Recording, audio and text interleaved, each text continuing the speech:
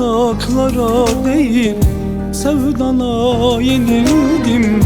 Ben yıllara değil yalnızlığa yenildim. Ben hayata değil tek sana yenildim.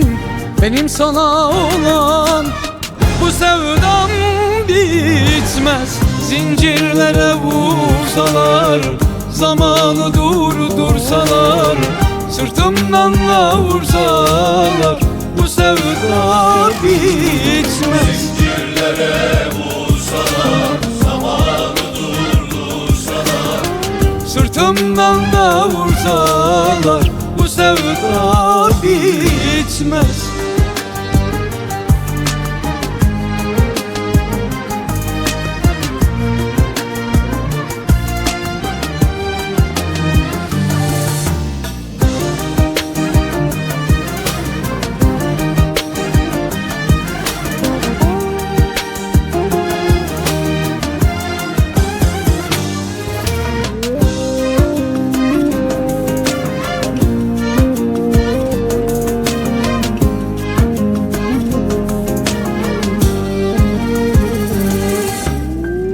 Benim sevdiğim kadar kimse seni sevemez. Benden başka hiç kimse uğrumda ölemez. İstersen çek git, eller kıymetin bilmez.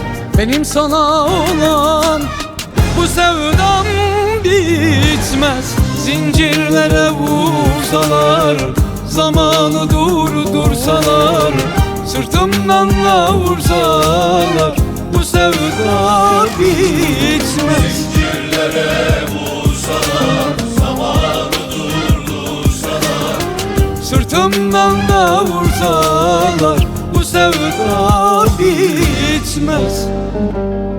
Benim sevdiğim kadar kimse seni sevemez.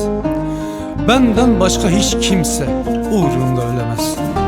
İstersen çek git, eller kıymetin bilmez.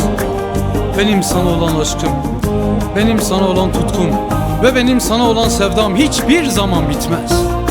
Hiçbir zaman bitmez.